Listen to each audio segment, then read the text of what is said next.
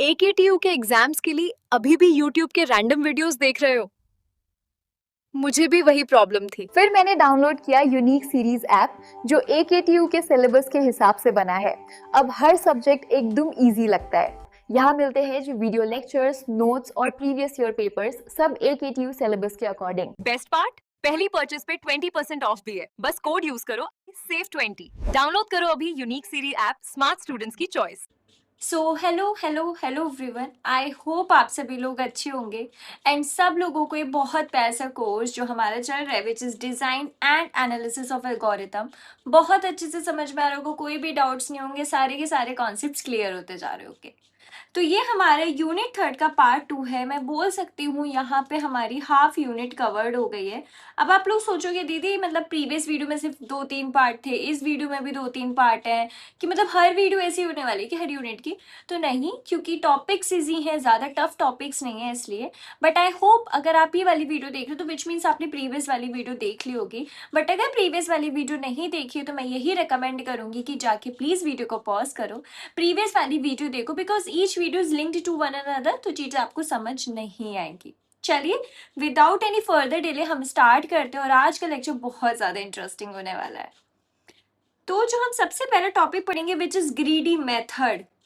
नाम से समझ में आ रहा होगा, ग्रीडी मेथड मतलब जो जब इंसान को लालच आ जाता है कि हमें तो भाई लालच आ गया है, अब हम शॉर्टकट अपनाएंगे, तो ये वही वाला मेथड है। और ये समझ लीजिए आप, इससे सबसे सबसे ज़्यादा क्वेश्चंस पूछे जाते हैं। ठीक है, थ्योरी क्या होती है, हम सबसे पहले थ्योरी पे बात करेंगे। The greedy method is a problem solving approach where you make the locally optimal choice at every single step, meaning you pick whatever looks best at that exact moment, hoping that it will lead to the globally best final answer. For example कि हमारे पास road है, ठीक है, यहाँ पे आप खड़े हैं और यहाँ पे आपका घर है। आपके घर जाने के लिए आपके पास 3 वेज है, बट ये वाला आपका बहुत ज़्यादा टाइम लेता है, ये वाला आपका एवरेज लेता है और ये वाला आपको बहुत ज़्यादा एक्सट्रीम फास्ट पहुँचाता है। अब आप सोचोगे कि मैं यहाँ पे 3 तरीके हैं जाने के, तो मैं सबसे वो वाला रास्ता चुनूंगा जो मुझे जल्दी घर पहुँचाए, क्योंकि मेरे लिए वही बेटर रहेगा।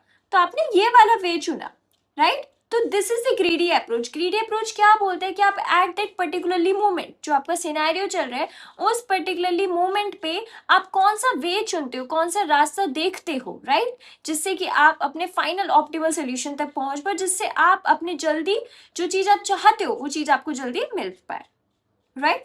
तो मतलब ग्रीडी मेथड आप ये बोल रहे हैं कि एक ऐसा तरीका, प्रॉब्लम सॉल्विंग अप्रोच, वो उस तरीके की आपको एट दैट पर्टिकुलरली मोमेंट जो चीज़ ठीक लग रही है आप वो चीज़ करते हो, और आप ये भी होप करते हो कि आई होप जो मैंने ये डिसीजन लिया है वो मुझे सही वे तक पहुंचाए। Clear? Analogy, imagine you have a handful of coins and you want to make change for 36 cents using the fewest coins possible. A greedy approach says grab the largest coin that fits a 25-cent coin, then for remaining 11 cent grab the next largest fit, that is a 10-cent coin. तो आपके पास क्या है, आपके पास कुछ coins हैं but आपको exchange में उसके बदले कुछ चीज चाहिए। तो आपने सोचा मैं सबसे बड़ी वाली चीज देना चाहूंगा, जिससे कि मतलब ये होता है ना कि आपके पास for example I have these sticky notes, ठीक है, मैं क्या करूंगी, मैं ये चाहूंगी कि अगर मैं कुछ कम स्टिकी नोट देकर अगर बहुत बड़ा स्टिकी नोट ले पा रही तो मैं वो करूंगी, जिससे कि मैं बाकी के स्टिकी नोट्स को बचाकर आगे चल के यूज कर सकती हूँ। तो सेम यहाँ पे भी वही वाला एग्जाम्पल दिया गया है कॉइन का, कि कुछ कॉइन्स को हमें एक्सचेंज करके अगर हमें उससे ज़्यादा बड़ा अच्छा कॉइन मिल रहा है तो हम वो करेंगे, और जो बाकी के कॉइन्स बचे हम उसको रखे रहने देंगे। वाई? क्योंकि जिससे कि हम उसको फ्यूचर में फ्यूचर में यूज़ कर सके basically. Clear? I think greedy वाली अप्रोच ना आपको घर वाले वे से तो जो मैंने एग्जाम्पल दिया उससे तो बहुत अच्छे से क्लियर हो गया होगा, कोई भी डाउट नहीं होगा, राइट। अब आते हैं next, optimal reliability allocation. Greedy का ये एग्जाम्पल है। Imagine you are building a critical system like a rocket और सैटेलाइट। आप कुछ साइंटिस्ट हो, कुछ बिल्ड कर रहे हो जिसकी बहुत सारी मल्टीपल स्टेजेस है। Each stage has a certain reliability, the chance it would don't break and a certain cost. अब आपने हर एक स्टेज बनाई है तो उसकी कुछ होगी ना कि कितने समय तक ये सही रहेगा, कितने समय तक सही नहीं रहेगा, पर्टिकुलरली स्टेज को बिल्ड करने में क्या कॉस्ट गई है, राइट। प्रॉब्लम क्या, you have a strict limited budget, आपके पास स्ट्रिक्ट बजट है। How should you distribute your money among this stages to make the entire system as reliable as possible. For example आपके पास budget है 5 लाख का, अब आप 5 लाख में चीजों को कैसे डिवाइड करोगे जिससे कि ऑप्टिमल सोल्यूशन निकल पाए और हर स्टेजेस बेटर बिल्ड हो पाए, ये प्रॉब्लम है। अब ग्रेडी सोल्यूशन क्या, अगर हम ग्रेडी सोल्यूशन के अप्रोच से सीख मतलब सोचेंगे तो वो हमें क्या बताता है, at every step look at all the stages and ask which stage give me the biggest boost in reliability for the one year spend right now, put your money there first and then repeat until the budget runs out. आप हर एक stage पे जाओ और ये देखो अगर आप जिस स्टेज पे, जो ऐसे कौन से स्टेज है जहाँ पे अगर आप इन्वेस्ट करोगे तो आपको बहुत अच्छा रिटर्न देगी, उसमें आप सबसे ज्यादा इन्वेस्ट कर दो। बाकी की जो बची कुची स्टेजेस है उसमें ऐसे करो इन्वेस्ट जब तक कि आपका बजट खत्म हो जाए, राइट। तो उसने एक तरीका बता दिया। उस प्रॉब्लम ये थी कि हमारे पास 5 लाख का बजट था एंड सपोज मेरे पास 5 स्टेजेस थी, तो ग्रीडी अप्रोच ने बोला तुम इस तरीके से देखो इनमें से कौन सी ऐसी स्टेज है जो तुम्हें बेस्ट रिजल्ट देगी। फॉर एग्जाम्पल टॉप वाली है तो उसने बोला टॉप वाले में अच्छे से इन्वेस्ट कर दो। अब ये जो बाकी की बची कुची है इसमें तुम ऐसे करो जैसे कि जिससे तुम्हारा बजट खत्म हो जाए। क्लियर। तो ग्रेडी अप्रोच ने पूरा का पूरा फोकस जो करना चाहा सिर्फ एक पे करना चाहा जिससे कि आपको क्या मिल पाए, इन फ्यूचर बेटर रिजल्ट्स मिल पाए। क्लियर। अब एक बार न्यूमेरिकल से स्टेप बाय स्टेप तुम्हें समझ में आ जाएगा कि मैं क्या कहना चाह रही हूँ। लेट्स से आप एक 2 स्टेज सिस्टम बना रहे हो, आपका टोटल बजट है 3000। We can buy backup units for stage two increase reliability. Let's look at how adding money increase reliability. मतलब आपके पास बजट है 3000 का, अब आप ये देखो कैसे उसको कर रहे हो। स्टेज 1 में आपके पास 2 ऑप्शन है, अगर आप स्पेंड करोगे 1000 तो रिलायबिलिटी है 0.8 अच्छे रहने की, अगर 2000 करोगे तो 0.9। ऑब्वियस है जितना पैसा खर्च उतनी अच्छी रिलायबिलिटी, तो आपके पास एक ये ऑप्शन है। दूसरा ऑप्शन क्या है, अगर आप 1000 स्पेंड करोगे तो 0.5 रिलायबिलिटी है और 2000 करोगे तो 0.8। क्लियर। अब अगर हम ग्रीडी कैलकुलेशन से सोचें, ये तो हमने रफली आइडिया लगा लिया कि हमारे पास 2 ऑप्शन है, हमें इन दोनों ऑप्शन में से जाना है और हमें पता भी चल गया कि हम कितना स्पेंड करेंगे तो कितनी रिलायबिलिटी आएगी, राइट। अब ग्रीडी अप्रोच के सोल्यूशन से सोचना कि कैसे।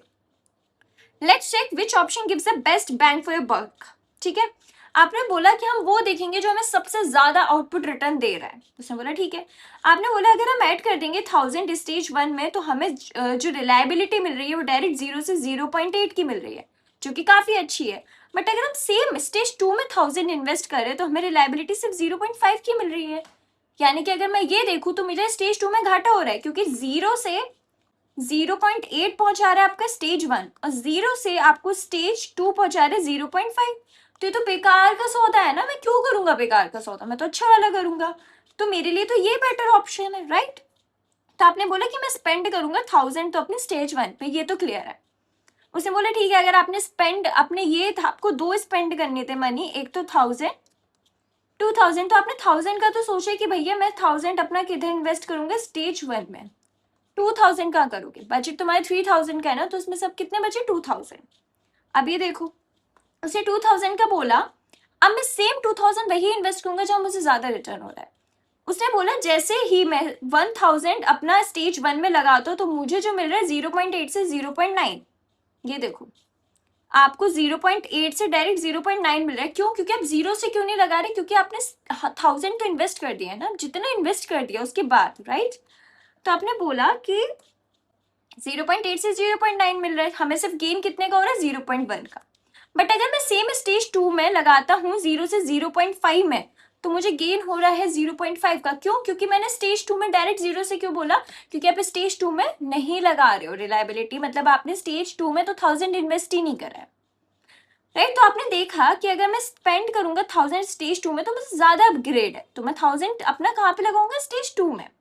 तो आपने क्या करा, आपने रिमेनिंग बजट कर दिया 1000 कम अपना, तो आपके पास बचा 1000। अगर आप ये देखोगे आपके पास 1000 था 2000 था, आपने 1000 तो डायरेक्ट लगा दिया स्टेज 1 में, बट आपने 2000 को 2 तरीके से तोड़ा, विच इज 1000। ये आपके स्टेज 1 में लगा और ये वाला 1000 आपका स्टेज 2 में, तो अब आपके पास बचते हैं 1000 मनी। अब अगर आप देखोगे कि स्टेज 1 में लगाओगे जो आपको 0.8 से 0.9 दे रहा था, राइट। अब आप स्टेज 2 पे अगर 0.5 से 0.8 लगाओगे तो 0.3 का है बढ़ोतरी। मैं अगर तुम्हें थोड़ा वैसे समझाऊं, देखो आपने पहले 1000 इन्वेस्ट कर रहे थे स्टेज 1 में, ठीक है। स्टेज 1 में आपने 1000 इन्वेस्ट कर दिए तो आपको 0 से 0.8 रिलायबिलिटी हो गई। स्टेज 2 में आपने कुछ भी इन्वेस्ट नहीं करा था तो जीरो ही चल रहा था। जब आप दूसरे पे आए, यहाँ पे आपने 1000 व्यतीत कर दिया, अब 2000 की बारी आई, आपने देखा 0.8 से अगर मैं 2000 लगा रहा हूँ 0.9 मिल रहा है बस मुझे। बट अगर यहाँ तो जीरो है ना, तो यहाँ मैं लगा रहा हूँ तो मुझे मिल रहा है अपना आराम से 0.5, जो कि ज्यादा है। तो उसने बोला कि भैया यहाँ पे मैं सिर्फ 1000 इन्वेस्ट कर रहा हूँ, क्योंकि 1000 इन्वेस्ट करने पे तो इतना मिल रहा है मुझे, ठीक है। अब बचता 1000। अब देखा कि अगर मैं फिर से 1000 इन्वेस्ट करूंगा तो मुझे इतना ही रिटर्न मिल रहा है। बट अगर यहाँ पे मैं करूंगा तो 0.5 से 0.8 विच इज 0.3 का मुझे गेन है, और यहाँ गेन है 0.1 का। तो मैं तो फिर से अपना स्टेज 2 में लगाऊंगा ना, समझे वाली चीज। तो उसने वही करा, उसने अपने फाइनल भी 1000 अपने स्टेज 2 में लगा दिया। अब रिमेनिंग बजट क्या हो गया, 0। आई होप थोड़ी मैथ्स थी यहाँ पे, कैलकुलेशन समझ में आ गई होगी, कोई इतनी बड़ी वो नहीं थी कि जो समझ नहीं आई हो, ठीक है। तो अगर हम फाइनल एलोकेशन देखें, आपके स्टेज 1 को 1000 रिसीव हुए, स्टेज 2 को भी 1000 रिसीव हुए, तो आपका जो 3000 का पूरा बजट था वो क्लियर हो गया। क्लियर? आई होप चीजें समझ में आ गई होगी, राइट। बट हमारे पास ओवरऑल रिलायबिलिटी कितनी आ गई, 0.64, क्योंकि आपने हर स्टेज पे 0.8 की रिलायबिलिटी निकाली। क्योंकि स्टेज 1 में तो डायरेक्ट आपको 0.8 मिल गया था, स्टेज 2 में आपने 2000 को दो जगह ब्रेक करा, जहां पे पहले 0.5 बनाया, फिर उसके बाद 0.3, तो दोनों को मिला के 0.8, इसलिए रिलायबिलिटी हो गई 0.64। क्लियर? आई होप ग्रीडी वाली प्रॉब्लम समझ आ गई होगी, कोई डाउट नहीं होगा। ग्रेट। नेक्स्ट आते हैं नैपसैक प्रॉब्लम, बहुत इंपॉर्टेंट है, इंटरव्यू वाली है। इंटरव्यू वाली नहीं है तो भैया ये एग्जाम में तो डेफिनेटली पूछी जाती है, बहुत ज्यादा, इसमें पिक्चर भी बनवाई जाती है, मैं बताऊंगी कैसे। थ्योरी पढ़ो पहले। इमेजिन यूर अ थीफ, आप चोर हो, आप एक चोरी करने गए हो कि स्टोर पे, एंड आपके पास एक बैग है जिसमें आप सामान रख रहे हो चोरी का, और आपको पता है कि ये बैग में मिनिमम जो सामान आ सकता है which is 50 kg, that's it. अब चोरी आपको 50 किलो की ही करनी पड़ेगी। तो आपने बहुत सारे आइटम देखे जिनके डिफरेंट वेट होंगे और डिफरेंट वैल्यू होगी, राइट। तो नैपसैक प्रॉब्लम ये बोलता है या तो 0 होगा या 1 होगा, राइट। ये बोलता है कि हर एक आइटम की दो चॉइसेस है, या तो कंप्लीटली ले लो उसको या फिर कंप्लीटली छोड़ दो। 1 मीन्स कंप्लीट करना एंड 0 मीन्स उसको लीव ही कर रहे हो आप। तो आपके पास कोई ऑप्शन नहीं है उसको बीच में से, मतलब ये सोचो कि मैं आधा आधा काटूं, नहीं, आधे काटने का ऑप्शन नहीं है। Either you have to take it full or just leave it alone. That's two option you guys have. Clear? अब आपका गोल क्या है कि आपको बैग में इतना मैक्सिमम सामान भरना है जिससे कि आपको प्रॉफिट ज्यादा हो, ठीक है। हमें नैपसैक समझ में आ गया, या तो 0 या 1। क्लियर? न्यूमेरिकल से समझेंगे, क्लियर होगी। आपके पास समझो, आपके पास एक नैपसैक प्रॉब्लम है जिसमें आपका मैक्सिमम वेट है 5 kg। अब आपको 3 आइटम चुनने हैं। आपका फर्स्ट आइटम का वेट है 2 kg बट प्रॉफिट हो रहा है $3। ध्यान से सुनना, आइटम 2 का वेट 3 kg, प्रॉफिट हो रहा है $4। आइटम 3 का वेट 4 kg है, प्रॉफिट है $5, ठीक है। अब आप इसके पॉसिबल कॉम्बिनेशन सोचो कि हम कैसे इसको बैग में रख सकते हैं और ज्यादा प्रॉफिट कमा सकते हैं। अब अगर आपने एक आइटम लिया तो वेट तो उसका 2 kg है, हमारा तो वेट मैक्सिमम लिमिट 5 kg है ना, तो आपका $3 अर्न हो रहा है, ठीक है। तो मैं बोल सकती हूँ मेरा जो रिमेनिंग वेट बचा विच इज 3 kg, मतलब मैं 3 kg का सामान रख सकती हूँ, ठीक है। मैंने बोला आइटम 2 लेती हूँ क्योंकि उसका वेट 3 kg है और पूरा मेरा बैग भी पैक हो जाएगा, एंड प्रॉफिट है 4। तो अगर मैं बोल दूं, मैं अगर आइटम 1 प्लस आइटम 2 कर दूं तो मेरा प्रॉफिट हो रहा है $7। क्लियर? अगर सिर्फ मैं आइटम 3 ले लूं, हमारा मैं वो भूल गई कि हाँ वेट लिमिट तो 5 kg है। उसने बोला अगर सिर्फ मैं आइटम 3 लूंगी विच इज 4 kg, तो हमारा डॉलर जो वेट हो रहा है विच इज 5, ठीक है। मैंने बताया आइटम 1 एंड 2 का तो 7 है, मतलब 7 हो रहा है। अगर मैं आइटम 1 एंड 3 ले लूं which means 2 plus 4 kg that is 6 kg ज्यादा हो रहा है, हमारा मैक्सिमम वेट कितना हो जाना चाहिए 5। तो मैं ये बोल सकती हूँ आइटम 1 एंड 2 का तो कॉम्बिनेशन वर्क कर रहा है, बट अगर मैं बोलूँ आइटम 1 प्लस आइटम 3 का कॉम्बिनेशन वो वर्क नहीं कर रहा। तो अब एक और कॉम्बिनेशन बन सकता है which is item 2 plus item 3। अगर मैं देखूं आइटम 2 का है 3 kg और नहीं, ये भी काम नहीं करेगा, ये भी डिस्कार्ड होगा। अब हमारे पास जो बेस्ट कॉम्बिनेशन वो आता है कि हम आइटम 1 एंड 2 ले ले जो हमें $7 दे रहा है। क्यों? क्योंकि बाकी का अगर हम कर रहे हैं 2 और 3 को मिला रहे हैं, 1 और 3 को मिला रहे हैं, तो वो एक्सीड कर रहे हैं लिमिट से। तो बेस्ट हमारा कॉम्बिनेशन क्या है कि आइटम 1 एंड 2 को लो और भर दो। This is the knapsack problem. Clear हो गया होगा, बहुत इजी है और मज़ा आ रहा होगा बिकॉज ये ना मुझे ग्राफ थ्योरी एक सब्जेक्ट होता है, आप लोगों शायद पढ़ रहे होगे या आएगा, मुझे याद नहीं, बट ग्राफ थ्योरी एक ऐसा सब्जेक्ट है जिसमें यही वाले क्वेश्चंस आते हैं and I love the questions because इसमें ना लॉजिक होता है, थोड़ा सा लॉजिक भी नहीं, जस्ट बेसिक, अगर आपको पता है कि ये प्रॉब्लम कैसे सॉल्व होनी है तो आप आराम से कर सकते हो। क्लियर। नेक्स्ट आते हैं minimum spanning tree, it is going to be very important because जो नेक्स्ट लेक्चर होगा हम उसमें इसके दो टाइप पढ़ेंगे, which is Prim's and Kruskal algorithm. And I love, भाई मुझे अभी भी याद है मेरा जब एग्जाम था कॉलेज में डाका और इवन ग्राफ थ्योरी का, इसमें से क्वेश्चंस आए थे एंड हर क्वेश्चन 10 मार्कर वाला था। अमेजिंग। मिनिमम स्पैनिंग ट्री नाम से समझ में आ रहा है, मिनिमम मतलब हमें कम से कम कुछ करना होगा, वो क्या करना है वो मैं बताती हूँ। Imagine you are a network engineer, आप मुबारक हो, congratulations, you are getting a position of network engineer and you need to connect 5 different offices with internet cables. 5 different offices and you have to connect together, right? Every office must be connected so that the data can flow everywhere, but laying down physical cable cost money.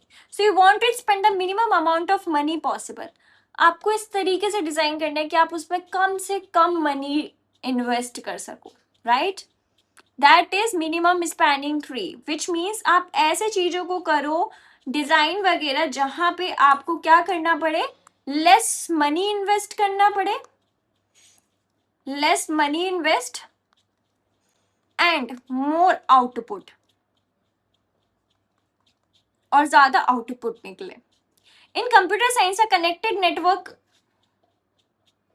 and in computer science a connected network with weighted edges is called a graph, which is important. graph क्या होता है, ऐसे network जिसमें weighted edges होती है, for example these